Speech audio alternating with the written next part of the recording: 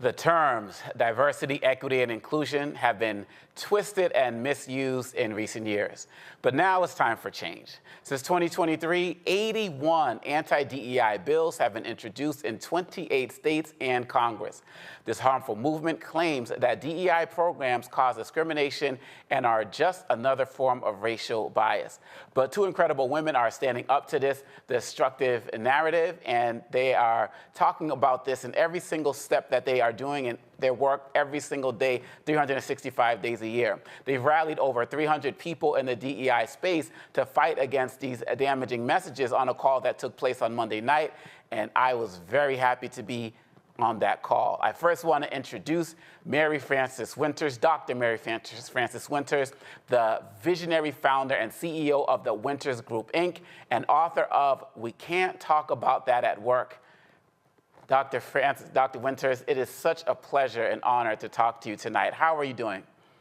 I'm doing well. It's great to be here. Thank you so much for having me. Oh, absolutely. And we're working on getting Dr. Shirley up here as well. Now, look, I got the call last minute, and I learned about everything that was taking place. I heard that it's going down on Monday night, that anybody who's working in the DEI space, we're gonna talk about how we're gonna galvanize. Everybody else has their call, and a lot of us were on those calls too, but we said for what we do in this space, we have to organize.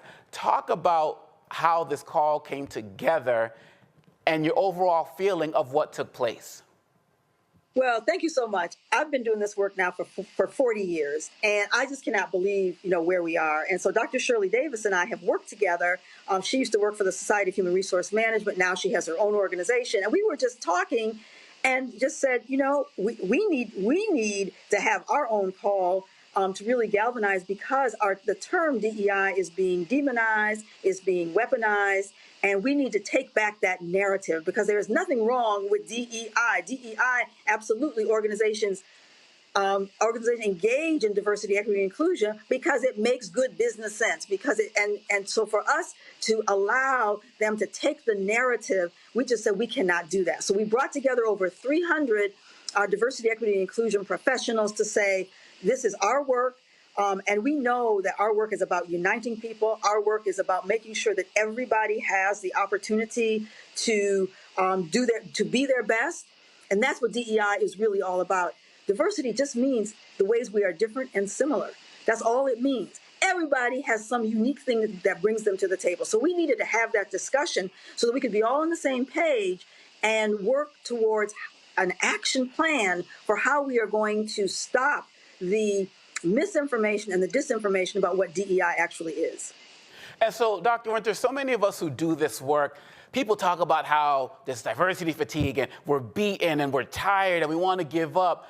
But I got a different kind of energy on that call. Could you talk a little bit about the spirit of the call, the guests you brought on, what was going on in the chat? How did you perceive that? Oh, I perceive that as it was for me. It was like, old home week. It was like bringing together people that I hadn't seen, because we are a community. Some of us compete with each other because we have our own consulting firms. However, most of us collaborate with each other. And so we've been in the vineyard, toiling in the vineyard for a long time, many of us. And so it wasn't, the spirit was hopeful. The spirit was joyful. The spirit was, we know that the work that we do helps people. We know that the work that we do breaks down barriers. We know that the work that we do educates people.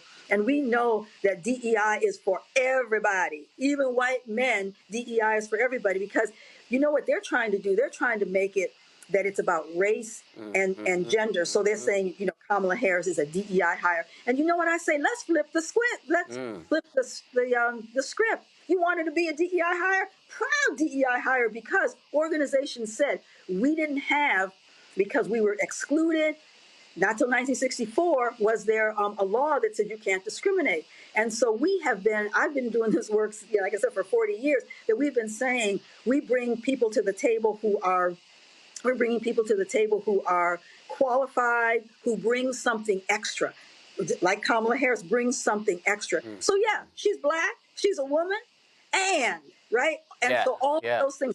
So if you want to characterize her that way, so the spirit of this group was to just take back the narrative. The spirit of this group was to acknowledge the trailblazers. We had Dr. Janetta Besh Cole, as you well know, president of Spelman College and Bennett College. and a luminary. We had Ted Childs, who was the first chief diversity officer ever, and he was with IBM company. We had Dr. Ed Hubbard, who is a guru in helping organizations see the return on investment. So we had people, we had Jennifer Brown, who worked with the LGBTQ community. So it wasn't just about Black folk, it was about Black folk, but it was about looking at, let's all come together. We had someone who represented the Asian Pacific Islander, community. So we had individuals on that call who represented all of the various marginalized groups so that we could come together to talk about why DEI is and needs to be amplified in a very positive way.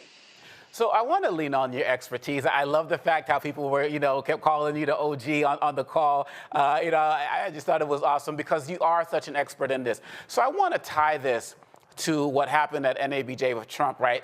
Because the first question was about DEI.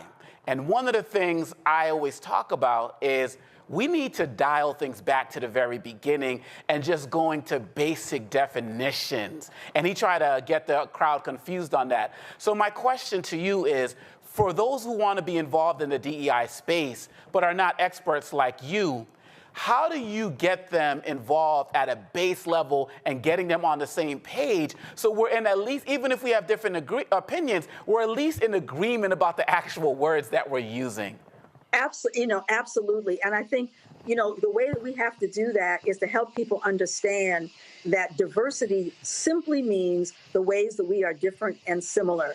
Diversity could be someone who is dyslexic. It could be someone on the autism spectrum. And so when we just did some work with a client, and when we were able to break it down like that and ask in that session, these folks, do you have someone that that has perhaps this kind of disability? Do you have someone that who has a personality that's an introvert or an extrovert, right? And so we could say that all of this is diversity, the ways that we are all. However, there are certain groups that have not been able to participate. So all diversity means, I think about it like an orchestra, right? You have all different kinds of instruments in that orchestra. But if you didn't have them all put together, they make a better sound than anyone could make. But you're not asking the violin to assimilate and be something other than a violin. You're not asking the bass to be something other than a bass. But when you put them all together, what you have is something that is better. So we need to be able to explain this to people in basic terms, that all diversity means is the way that we are similar and different. And we needed to have laws in order to mitigate the discrimination that was legal until 1964. So the whole idea of this is to break it down. People don't like the word equity. That equity is now being again. That's all equity means, is that you look at what people's needs are and you give them what they need. Right? What we're saying is everybody doesn't need the same thing, but in order to have an organization that is going to work well, in order to have an organization where you're going to have innovation, you have to understand how to motivate and to give people the tools and the resources that they need, and everybody doesn't need the same thing. We have somebody on our team who is dyslexic, and that person needs to have Grammarly, that person needs to have Otter AI, and everybody doesn't necessarily need that. And so that's what we're talking about, breaking it down. And what we have to get around people is everybody's really a diversity hire, because everybody is hired for something unique that they bring to the table. You have 3 candidates for a job, right? Mm-hmm. And they all bring the basic qualifications. Now, what organization do you know that's going to interview somebody for a job that doesn't come with the basic qualifications? You're not even going to get interviewed if you don't have the basic qualifications, right? Mm-hmm. But those 3 people that you have, one of those people is going to get the job because you only got one job. There's going to be something unique about that person. There's going to be something unique about that person that the other people didn't have. That's what diversity is. And maybe there's a physical difference as well. Maybe, just maybe, that person is Black. Just maybe that person is a woman. Just maybe that person is LGBTQ. But the basic qualification, and maybe you wanted that person because they had that, because you're trying to reach that particular market.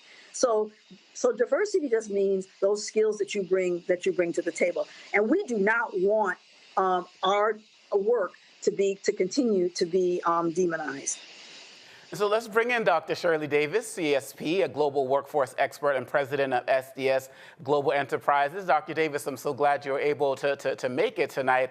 And one of the things I want to talk to you about is when you started the call, you were talking about all of the people you pulled in that you were calling, and then more people started to jump on.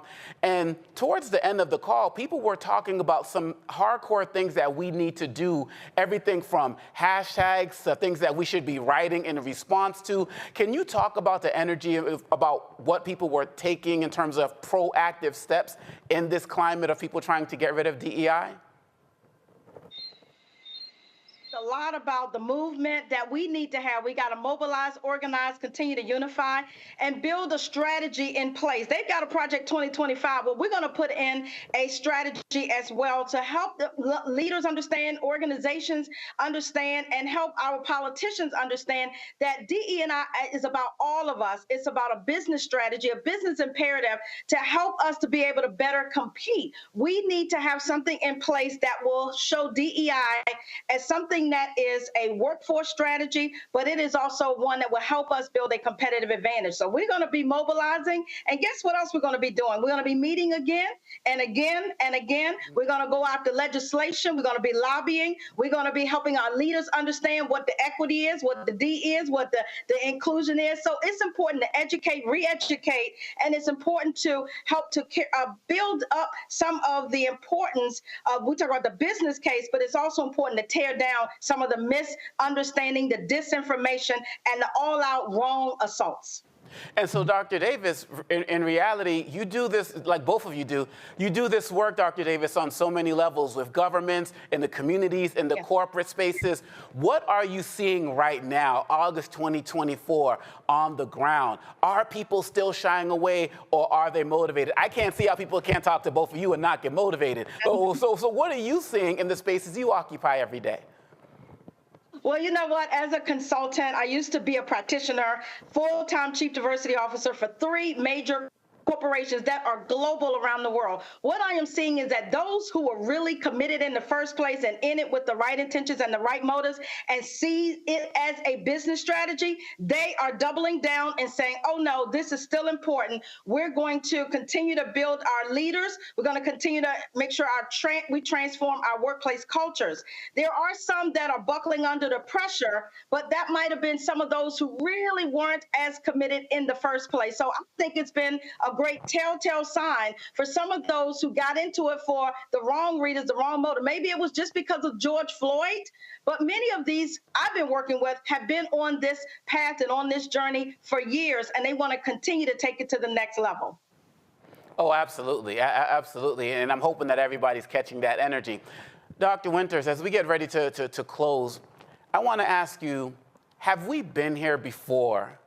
And if we have been here before, what steps should we be learning from the past going forward? Because something tells me this is not all entirely new. The language is new, but we've been here in some way, shape, or form. But could you explain that to us? What should we be doing going forward based on the past?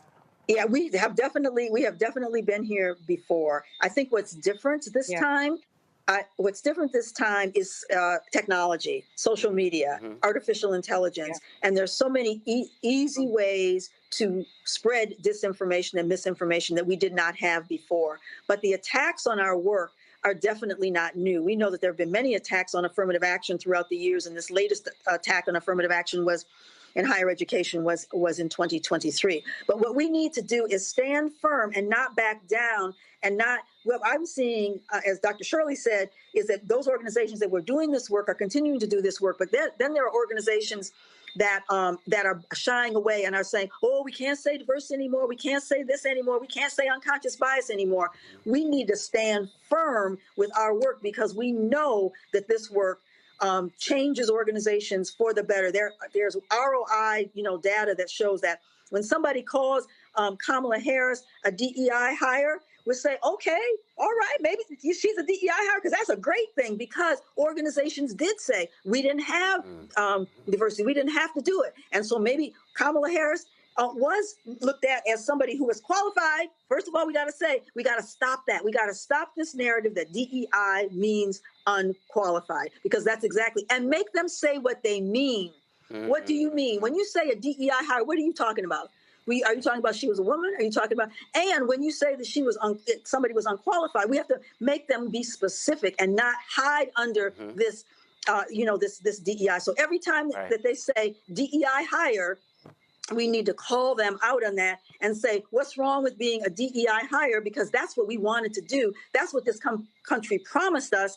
And so, yes, we do have people who are hired so that we can increase our diversity, so that we can be a better organization and we can be a better society. Well, I really want to thank you both, Dr. Winters and Dr. Davis, for really coming on and setting the tone about where we should be going as a country. And one of the hashtags that came out of that was we should be out there using that hashtag DEI proud. And so I've been definitely putting that in my statement. Win with DEI. We also got that one too. I love win with DEI. Hashtag win with DEI as well. Thank you both, and we'll be watching for your future moves. Thanks for coming on.